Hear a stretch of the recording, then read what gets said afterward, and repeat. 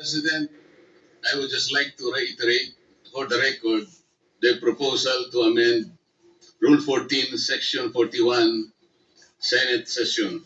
The proposal, Madam President, is by way of an additional paragraph, Section 41C, after Section 41B of Rule 14 of the Senate Rules, which will state as follows. Section 41C, allow a senator for justifiable reasons to attend and participate in the session through teleconference, video conference, or other reliable forms of remote or electronic means using appropriate information and communication technology. I so move, Madam President.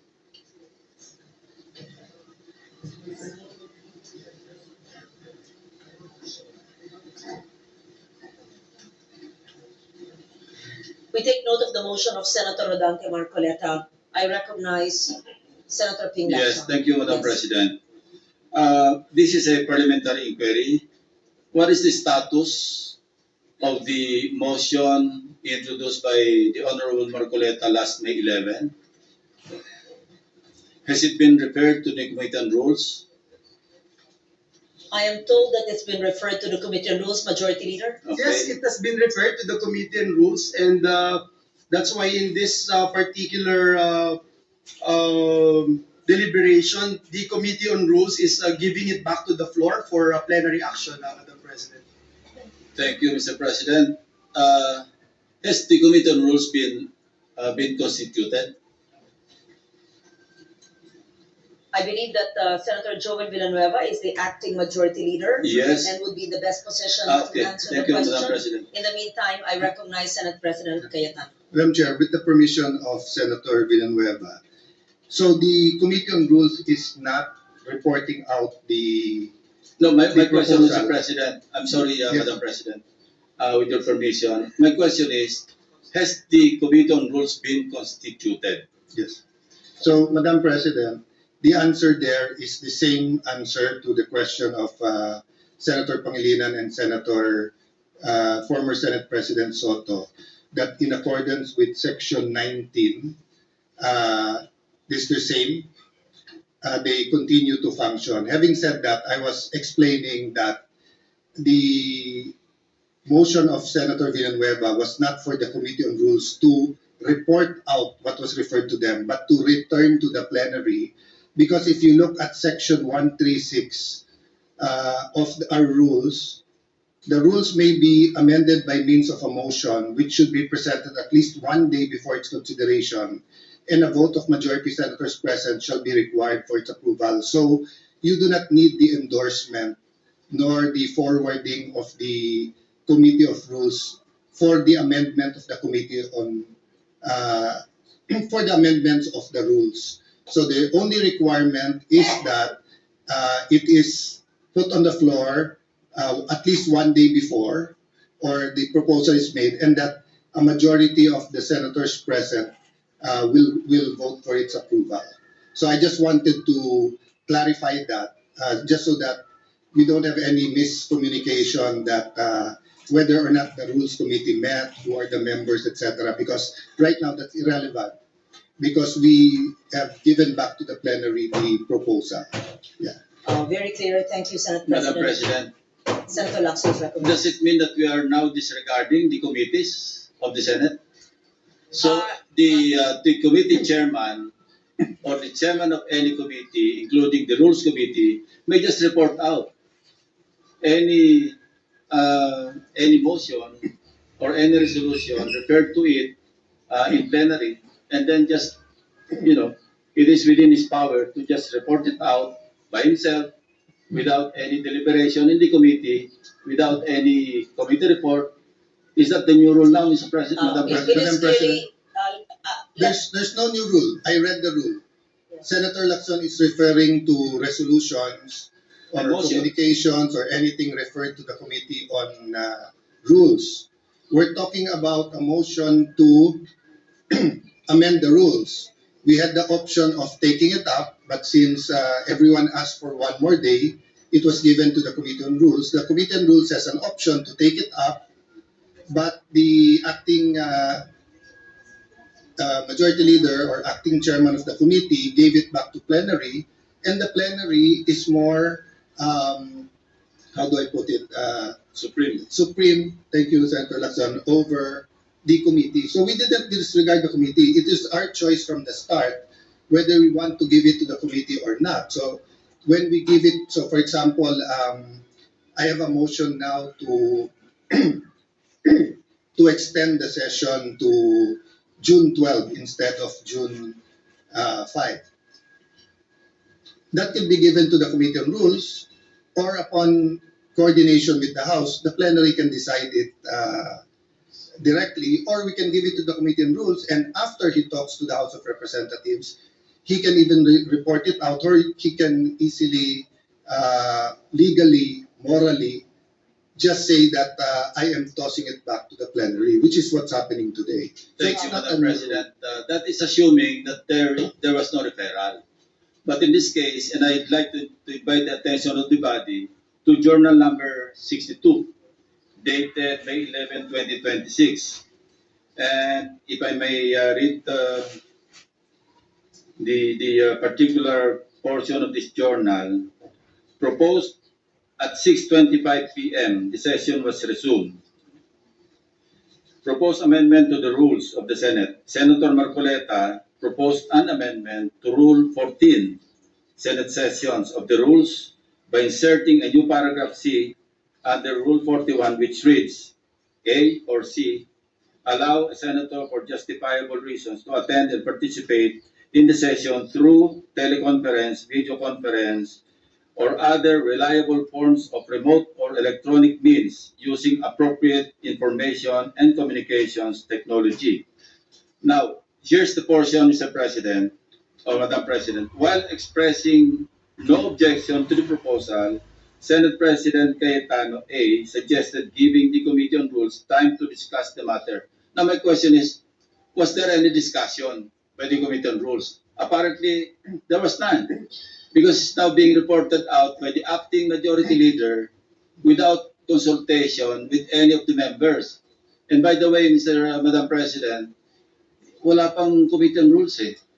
I believe that it was mentioned, and I will reiterate from my understanding that there was no Committee on Rules meeting because that motion is reverted back to plenary. Madam Meaning, Chair.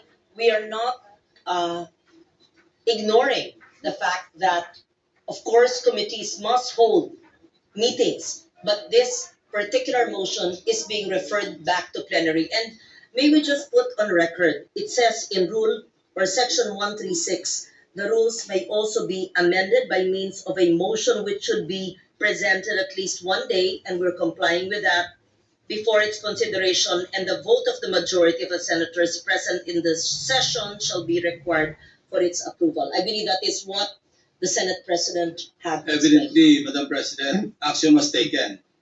And the action was to refer it to the Committee on Rules, since the position of Majority Floor Leader was vacated. So how can the committee properly function in the absence of a committee of the committee members? As Madam the Chair. Senate I'll invite- President Madam Chair. had stated, Let me finish, there is a Madam rule President. of a continuing operations of the committee. But they while were the new vacated, head has Madam not been. President. Walang members ang Committee on Rules. So we cannot invoke continuity because we vacated all committees, all positions, including the members. And may I invite you to Section 24 of our rules, Madam President. The committees shall hold meetings to discuss, decide, and submit a report on all matters transmitted to them. This was transmitted to the Committee on Rules. So the committees shall hold, including the Committee on Rules, shall hold meetings to discuss, decide, and submit a report. There's no report, Mr. President or Madam President. Madam President. So we're violating our own rules. We recognize Senate Yeah, President. Mr. President, the chair already made a ruling, and it's not appropriate to argue with the chair because, as explained to Senator Lacson, the committee did not report it out. He read the journal of May 11, but he did not read the motion of Senator Joel today. His motion today was pursuant to Rule 136 of the rules, a motion to amend the rules, meaning if Joel was no longer the majority leader, if I was the majority leader now, or even an ordinary member, that motion was carried. No one objected that we take it up. Because, Madam Chair, we're bringing it back to plenary. So natural po, walang discussion sa Committee on Rules. Kasi wala naman po sa rules natin na kailangan i-discuss sa Committee on Rules. We did that on May 11 so that everyone will have an opportunity to study the rule. It's a very simple amendment. So we should go to the discussion of the amendment if anyone is objecting to the amendment. But definitely, the right to propose an amendment is a right guaranteed by our rules. Senator Marcoleta has an amendment. We should go to discussing the merits or demerits of having that rule. You already ruled that it is proper for the plenary to take it up. So may I request or move that if there any objection, we discuss their objection. I'm objecting. That's the effect of my manifestation, Madam President. I'm objecting because I'm invoking Section 24 of our rules. And as I read into the records, the journal of May 11, 2026, na-refer po ito sa Committee on Rules. And there was no discussion. Action was taken actually by this body. Then, Madam Chair, if there's an objection, may I move that we divide the House? Point of order, Madam President. On that issue, not on the issue of whether or not the rule is good. That your issue is whether or not it's proper to take it up on the floor. The position of the majority is that there's no rule being violated. So we will vote. The presiding officer has already ruled, but the gentleman continues to object. So we have to vote on it. We're not voting on the amendment yet. We're voting on whether the amendment is proper or not. Yes, interjection, Madam President. Yes, Minority Leader, Senator Soto. We will have to support that resolution or thinking of Senator Lacson, which is we did not constitute the Committee on Rules. So what are we discussing right now? I suggest that we constitute the Committee on Rules and discuss it there. How do I know this? Ako minority leader hindi ako member ng rules. Ex officio Tumawag ba? Hindi. Ano to? Binabraso? Point of order, Madam Chair. Where in the rules does it say that an amendment has to pass the Committee on Rules? Section 24, Madam President. Anong sabi po sa Section 24? The committee shall hold meetings to discuss, decide, and submit a report on all matters transmitted to them. Madam And this- Chairman, that's thank not you. the rule. The rule Yes. is 136. 136, So- can you please, for the third time, may we request the Senate President to read into the The record rules Rule may be amended 136. by means of a motion which would be presented at least one day before its consideration, and the vote of the majority of the senators present in the session hall shall be required for its approval. So I respect their objection. But how do we determine objections in this Senate? We vote. So if there is an objection, they have already explained their position. We have explained our position. I move that we divide the House, Madam Chair. May I, Mr. President? We are several members of the minority here, and only Senator Lacson has spoken. Why are we railroading this process, Mr. President? I Madam have Chair. a number of issues that I'd like to raise regarding this motion, Mr. President. They are citing Section 136, assuming, for the sake of argument, that their position is correct. The second paragraph, Mr. President, says the rules may also be amended by means of a motion, which should be presented at least one day before its consideration. We submit, Mr. President, that the earlier motion that was entered or was referred to the Committee on Rules. This is a new motion, Mr. President, and therefore we have to take consideration of the one-day requirement before we can act on it, Mr. President. And that should be, if not tomorrow, because we don't have any session tomorrow, that should be on Monday, Mr. President. Madam Again, let me reiterate. The rules may also be amended by means of a motion, which should be presented at least one day before its consideration.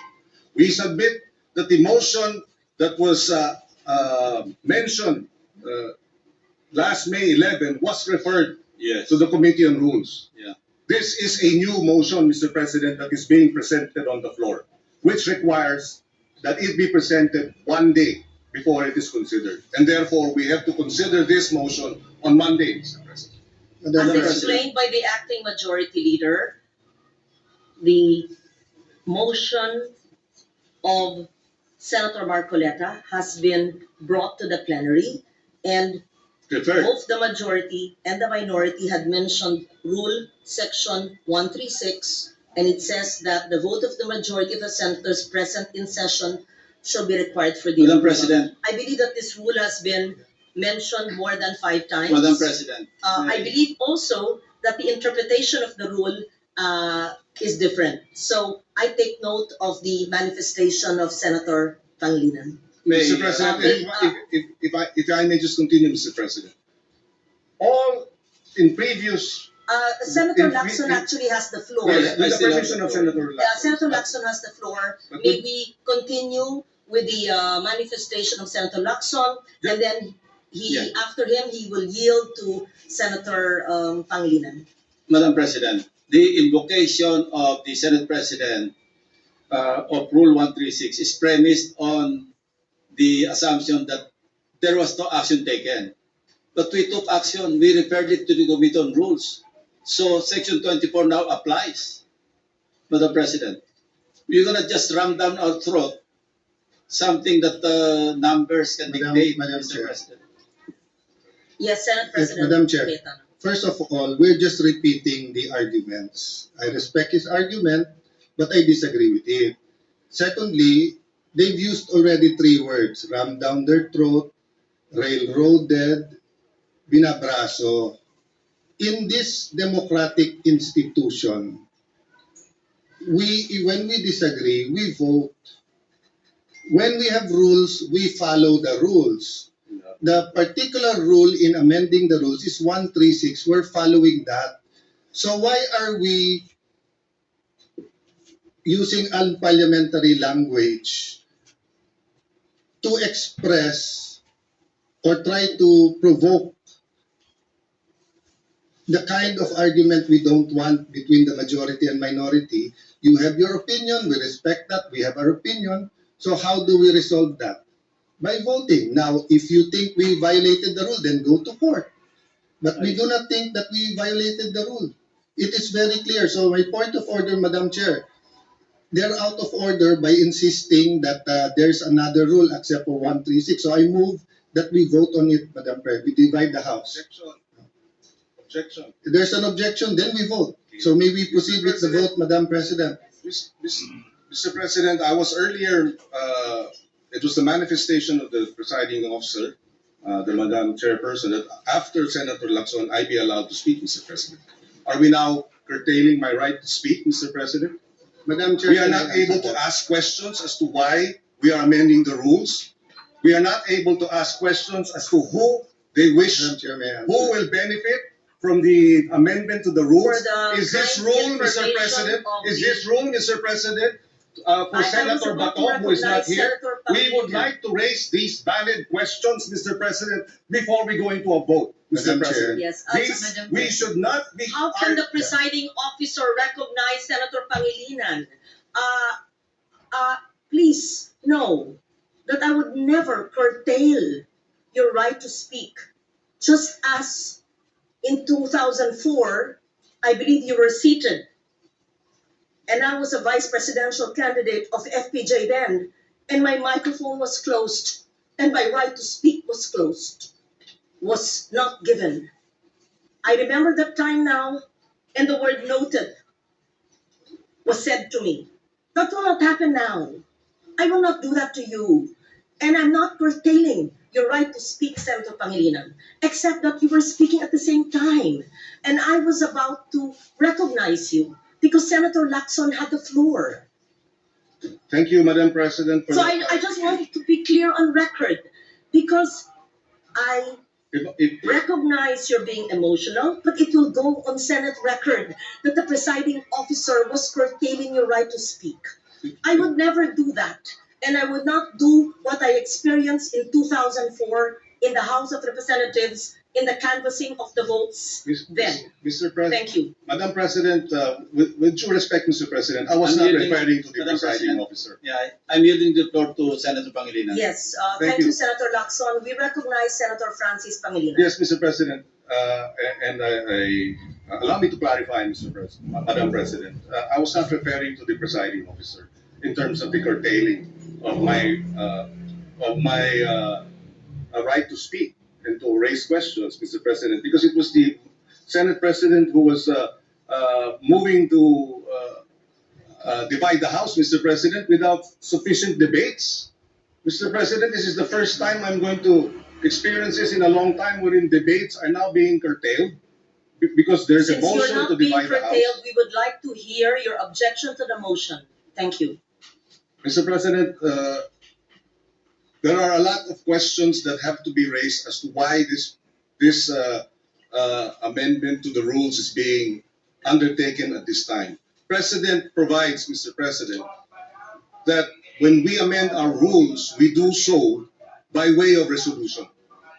We do not have that resolution now. In fact, Mr. President, a total 48 amendments of our rules all went through resolutions. This is the first time after 48 amendments, Mr. President, that we do not have a resolution so that we can Point vote of order, Madam Chair. and amend the rules properly, Mr. Point of President. order.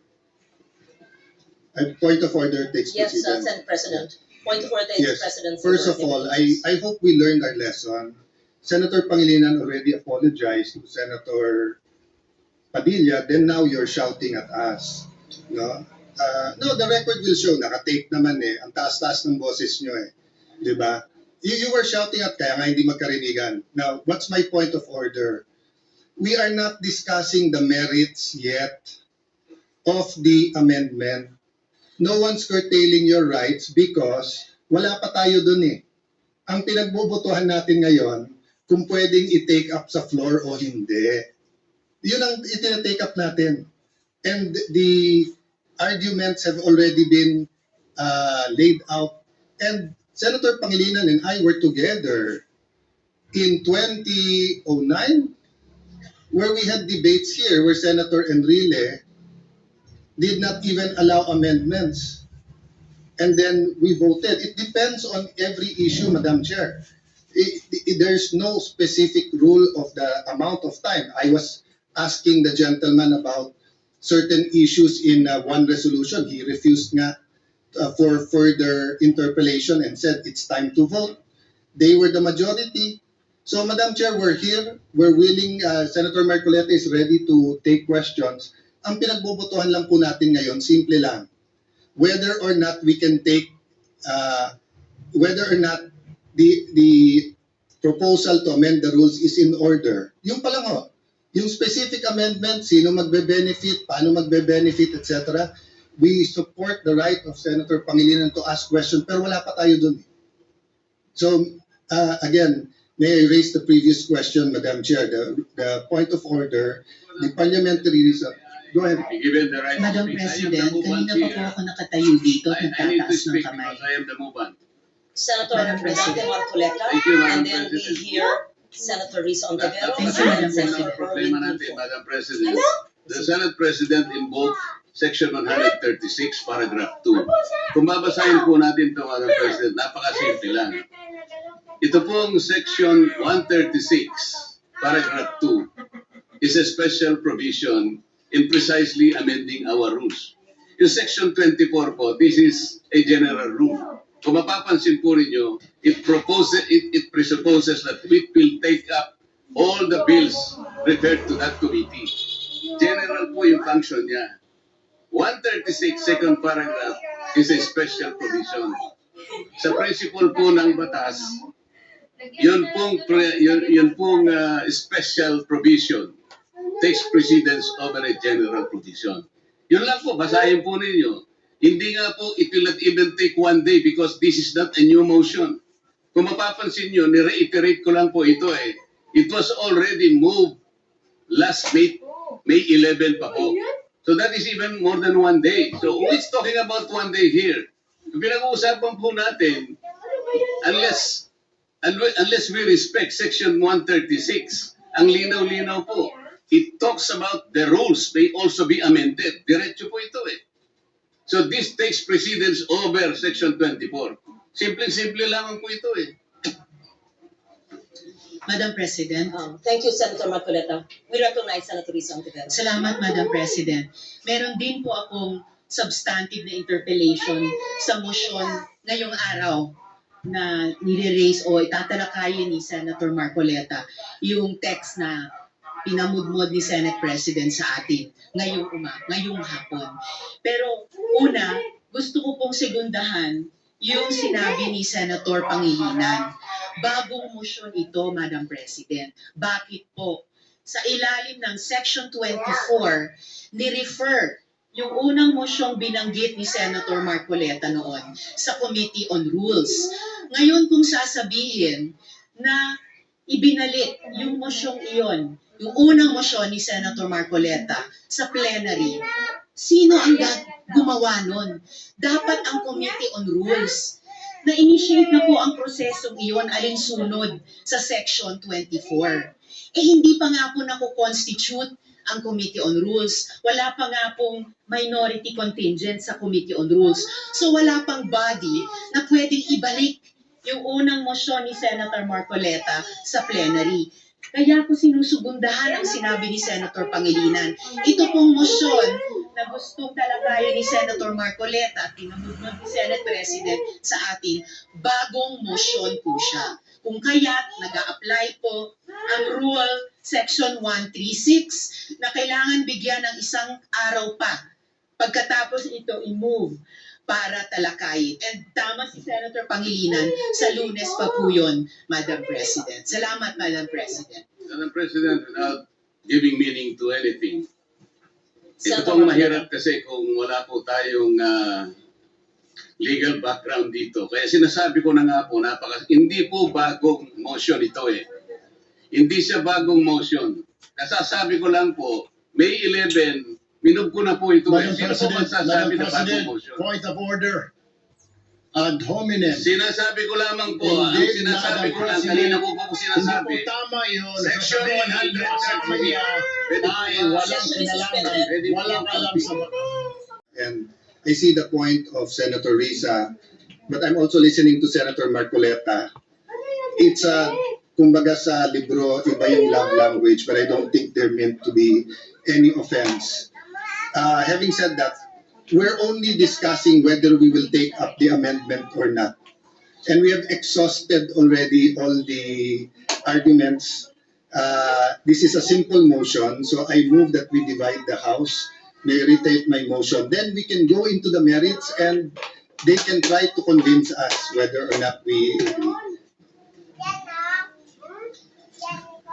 So the motion is to take up the amendment to our rules as proposed by Senator Marcoleta. The objection is that it is not in order because we did not follow our own rules. Madam Chair, Madam President, Before that, Madam President, yes, we recognize Senator Erwin Tulfo.